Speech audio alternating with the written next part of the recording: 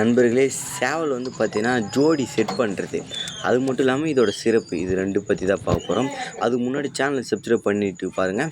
ஏன்னா அதுக்கு அடுத்தடுத்து உடனே போடுற வீடியோ உங்களுக்கு வந்து சேரும். அதுமாதிரி ஷார்ட்ஸில் நிறைய இது போட்டுன்னு இருக்கும். நிறைய ஹெல்ப்ஃபுல்லானது, கால் ஃபால்ட் ஆகி சரியாகிறது, நிறைய இதெல்லாம். அதையும் போய் மறக்காமல் பார்த்துக்கோங்க. நல்லா யூஸ்ஃபுல்லாக இருக்கும். அது ஃபர்ஸ்ட் ஆஃப் ஆல் பார்த்தீங்கன்னா, இந்த சேவல் பார்த்தீங்கன்னா எத்தனை மாதம் இருக்கும்னு நினைக்கிறீங்க? இது வந்து பார்த்தீங்கன்னா பிஞ்சு பட்டா தான் பார்த்தாலே தெரியும். இப்போ வந்து பார்த்தீங்கன்னா இது ஒரு 8 மாதம் இருக்கும். அது மட்டும் இல்லாமல் மெயினான ஸ்பெஷல் என்னென்னா கால் பிசுறா. இது வந்து பார்த்தீங்கன்னா கால் பிசுறால வந்து இன்னும் பார்த்தீங்கன்னா நமக்கு ஈர்த்துடுச்சு. லேசாக அந்த இது வந்திருக்கும். இதே இந்த கூவர்தாடி அந்த ப்ரீடு போட்டு செட் பண்ணது தான். ஆனால் இது கூவர்தாடி அவ்வளோ இல்லை, லேசாக பார்த்தீங்கன்னா வந்திருக்கு. அது மட்டும் இல்லாமல் என்ன ப்ரோ இது கதிர் யாகுத்தில் கலந்துருக்கு. இந்த கதிர் யாகத்தை பொறுத்த வரைக்கும் பார்த்தீங்கன்னா சேவல் பெண்டு கைத்து பண்ணிக்கும். எவ்வளோ தான் அடித்தாலும் நான் ஓட மாட்டேனே, நான் நிற்பேனேன்ற மாதிரி பார்த்தீங்கன்னா கைத்தை லாக் பண்ணி வச்சுக்கும். ஆப்போனட் இது முந்திக்கிட்டால் தான் ஒன்று இது முந்திக்கணும், அப்படி இல்லைனா லாக் ஆகி நின்று ட்ராப் பண்ணணும். மற்றபடி இது ஓடுறதுக்கெலாம் கொஞ்சம் கூட சான்ஸ் இல்லை. மனசு சுத்தமாக இருந்தால் கண்டிப்பாக பார்த்தீங்கன்னா ஓடாது. இந்த சேவல் வந்து பார்த்தீங்கன்னா இதோட வெயிட்டுன்னு பார்த்தீங்கன்னா இப்போ ஒரு 2.5 கிலோ தான் இருக்கும். இன்னும் பார்த்தீங்கன்னா இது வெயிட் தேவைப்படுது. நம்ம பார்த்தீங்கன்னா ஃபுட்டு இப்போ தான் வைக்க ஸ்டார்ட் பண்ணியிருக்கோம். வெளில வச்சுருந்தோம், இப்போ தான் எடுத்துன்னு வந்தோம். ரொம்ப பார்த்தீங்கன்னா சுக்கா மாதிரி ஆகிற நிலைமை இருந்தது. எடுத்துன்னு வந்து பார்த்தீங்கன்னா இப்போ நல்லா கெவுராக பார்த்தீங்கன்னா ஊற வச்சு கொடுத்தோம். அது முளைப்பு வரும்ல, அந்த டைமில் பார்த்தீங்கன்னா கொடுத்துன்னு வருவோம். கொடுத்தா பார்த்தீங்கன்னா நல்லா பார்த்தீங்கன்னா தின்னுட்டு ஒரு 2 வீக்கில் பார்த்தீங்கன்னா உடம்பு கொஞ்சம் டைட் ஆகிடும். அப்புறம் நீச்சல் போட வேண்டியது தான். இது இன்னும் ஒரே ஒரு டப்பிங் கூட பார்க்கல. சும்மா ஒரு 5 நிமிஷம் பார்த்தோம். சேவல் பார்த்தீங்கன்னா ஆப்போனட் சேவல் சரி வரலை, இதாகலை.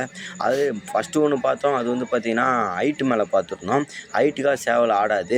அந்த மாதிரி பார்த்திங்கன்னா சேவல் கணிக்கிறது மெயினான விஷயம். இப்போது நீங்கள் நினைப்பீங்க சேவல் நல்லா பக்காவாக சண்டை போடும், சைஸ் வந்து பார்த்திங்கன்னா 5 இருக்குன்னு வச்சுக்கோங்களேன். அதே பார்த்திங்கன்னா 5 கிடைக்குது. சரி சேவல் எதுவும் மாட்டில் ப்ரோ, இதுக்கு தான் போட்டாகணும், ஈஸியாக அடிச்சிடுற மாதிரி இருக்குது ப்ரோ, அதனால் போட்டேன்னு சொன்னால் மிகப்பெரிய தவறு. நீங்கள் அப்படி போட்டிங்கன்னா நம்ம சேவல் சுத்தமாகவே அடிக்காது. ஏன்னு கேட்டிங்கன்னா சேவல் வந்து தோதுக்கு தான் ஆடும். இப்போ தோதுக்குன்னா அது ஒரு சேவலை பொறுத்து இருக்குது. ஒரு சேவல் வந்து சோட்டிக்கு ஆடும், ஒரு சேவல் உள்ளுக்கு ஆடும். உள்ளுக்கு ஆடுற சேவலாக இருந்தால் பிரச்சனை இல்லை. அரை சோட்டி இல்லை ஒரு சோட்டி மேலே இருந்தால் நல்லா கைத்துலேயே பிடிச்சி அடிச்சு நல்லா கிசரை நல்லா அடித்து காட்டும். அதே சோட்டிக்கு இதுக்கு சேம் இதுக்கு சண்டை போடுற மாதிரியா இருந்தால் சேம் ஹைட் இருக்கணும். இப்போ இது பாஞ்சு தான் இருக்கணும். பாஞ்சு இருந்தால் மட்டும்தான் கரெக்டாக பார்த்தீங்கன்னா இது எவ்வளோ கால் அடிச்சதோ அவ்வளோ கால் அடிக்கும். நம்ம டப்பிங்கில் பார்த்துட்டு இல்லை ப்ரோ குள்ளத்துக்கு கொஞ்சம் லேசாக குள்ளமாக இருந்தது ப்ரோ, கொஞ்சம் அரை சோட்டி குள்ளமாக இருந்தது ப்ரோ, குள்ளத்துக்கு போட்டோம் ப்ரோ, 15 இருக்குன்னா 15க்கு போட்டோம் ப்ரோ, சுத்தமாக அடிக்கவே இல்லை ப்ரோ, டப்பிங்கில் போட்ட சண்டை போடலன்னு கேட்டிங்கன்னா எப்படி போடுன்னு கேட்குறேன். தோதுக்கு தான் சண்டைனா அது 15 இருக்குன்னா 15க்கு போடுங்க. 15க்கு போட்டோம்னா நல்லா அடித்து காட்டும், நல்லா பார்த்தீங்கன்னா அடிக்கும். அப்புறம் சுத்தமாக அடிக்காமலே போய்டும். அப்புறம் அந்த சேவலை வெறுத்துருவோம். மோஸ்ட்லி பார்த்தீங்கன்னா ஒரு சேவல் நல்லா உரிச்சிக்கோங்க. 3 டப்பிங் இல்லை 4 டப்பிங் கூட பார்த்துக்கோங்க. ஏன்னா அதுதான் பார்த்தீங்கன்னா ரொம்ப சேஃபு. இப்போ 2 டப்பிங்கு 1 டப்பிங்கில் நல்லா அடிக்குது ப்ரோ, எடுத்துன்னு போய் விட்றோம் ப்ரோ, விட்டா இது பண்ணுறோம் ப்ரோ, அதெல்லாம் ரொம்ப பார்த்தீங்கன்னா வேஸ்ட் ஆகி போயிடும். நல்லா ஃபஸ்ட்டு ஒரு டப்பிங் பார்க்க போகிறீங்கன்னா சேம் ஹைட்டுக்கு பாருங்கள், நல்லா அடிக்குதா. அதுக்கப்புறம் கொஞ்சம் காச்சோட்டி எக்ஸ்ட்ரா போட்டு பாருங்கள், அடி சண்டை போடுதா இல்லை போடலையா. காச்சோட்டி கம்மியாக போட்டு பாருங்கள். போட்டுட்டு காச்சோட்டி இப்போ கம்மியாக போட்டால் சூப்பராக அடிக்குது ப்ரோ, அந்த சேம் ஹைட்டு போடுறதோன்னா காச்சோட்டி கம்மியாக பார்த்து இது ஜோடி செட் பண்ணி சண்டை விடுங்க. இல்லை காச்சோட்டி அதிகமாக போட்டு சூப்பராக அடிக்குதுன்னா அதிகமாக போட்டு சண்டை விடுங்க. உள்ளுக்கு ஆடுதுன்னா அதே சேம் சோட்டி தான் ப்ரோ சண்டைனா சேமாக போட்டு பக்காவாக பார்த்தீங்கன்னா செட் பண்ணுங்கள். இந்த சேவல் ரெடி பண்ணுறோமோ இல்லை அது நல்லா அடிக்குதோ, சேவல் ஜோடி செட் பண்ணுறது தான் மிக முக்கியமே. நல்லா பர்ஃபெக்டாக பார்த்தீங்கன்னா ஜோடி செட் பண்ணி சண்டை விடுங்க. அதுக்கப்புறம் அப்போ அந்த சேவல் ஃபால்ட்டு பண்ணிச்சு அப்படி பண்ணால் மட்டும் ஏன்னு கேளுங்க. நல்ல சேவலை தேவையில்லாமல் போட்டு மாட்டி வீணாக்கிடாதீங்க. அந்த மாதிரி இந்த சளி இருந்தோ இந்த குர்ஜாவில் வந்து இந்த மாதிரி டைமில் சண்டை விடாதீங்க. ஆணிக்கால் இருந்து சண்டை விடலாம், ஒன்றும் பிரச்சனை இல்லை, லேசாக பேண்டேஜ் ஒட்டி. மற்றபடி நிறையா இந்த கால் தாங்குது ப்ரோ அப்படிலாம் இருந்தால் சண்டை விடாதீங்க.